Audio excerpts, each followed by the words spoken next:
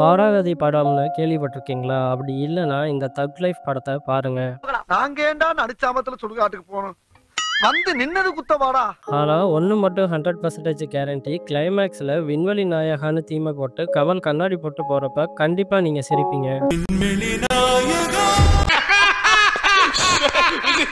டெல்லி மாநகர்ல பெரிய டேனா இருக்க சக்திவேலுக்கும் இன்னொரு டேனுக்கும் பேச்சுவார்த்தை நடக்குது. அதுவும் வீட்டுக்குள்ள. இந்த 2 சின்ன பசங்களும் விளையாண்டுகிட்டு வீட்டுக்கு வீடு பேப்பர் போட்டு வராங்க. டானோட மந்த்லி மீட்டிங் நடக்கிறத தெரிஞ்சுக்கிட்ட போலீஸ் அந்த ஏரியாவை கன் பாயிண்ட்ல சுத்தி வளைச்சிடுறாங்க.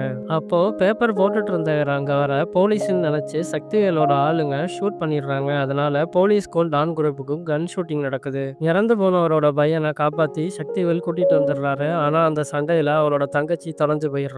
அவளை கண்டுபிடிச்சு தரேன்னு சக்திவேல் அந்த சின்ன பையன் அமர் கிட்ட ப்ராமிஸ் பண்றாரு. வரைக்கும் என் கூட இருப்பீங்கன்னு சத்தியம் பண்ணுங்க. இப்போ அமர் பெரியவன் ஆகிடுறான். சக்திவேலும் வயசான டான் ஆகிடுறாரு. அந்த ஏரியாவை இவங்க கண்ட்ரோல் தான். சக்திவேலுக்கு மாணிக்கம்னு ஒரு அண்ணன் இருக்காரு. அவரோட பொண்ணு ஒரு சிங்கர் கிட்ட அந்த விஷயத்துல ஏமாந்து போக சக்திவேலும் அமரும் அவனை கொன்னுடுறாங்க. அவனால பழியை ஏத்துக்கிட்டு சக்திவேல் ஜெயிலுக்கு போயிடுறாரு. அவரோட இடத்துக்கு அமர் தான் இருக்கணும்னு சொல்லிட்டும் போயிடுறாரு. தான் வர வேண்டிய இடத்துக்கு சக்திவேல் அமரை வச்சுட்டான்ற கோவமும், தன்னோட பொண்ணை படிக்க வச்சு அதனாலதான் அவ லவ் பண்ணி செத்துட்டான்ற கோவமும் சக்திவேல் மேல மாணிக்கத்துக்கு இருக்கு.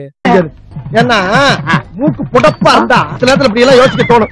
இவங்க கூட அமரையும் சேர்த்துக்கிட்டு சக்திவேல் ஜெயில இருந்து வெளியில வந்ததும் அவரை போட பிளான் பண்றாங்க. அதுக்கப்புறம் என்ன ஆச்சு அப்படிங்கிறது தான் தக் லைஃப்.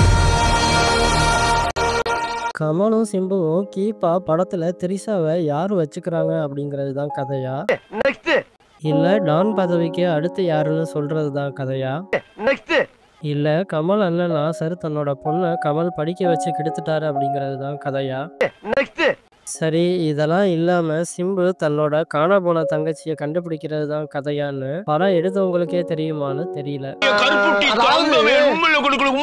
தெரியாது.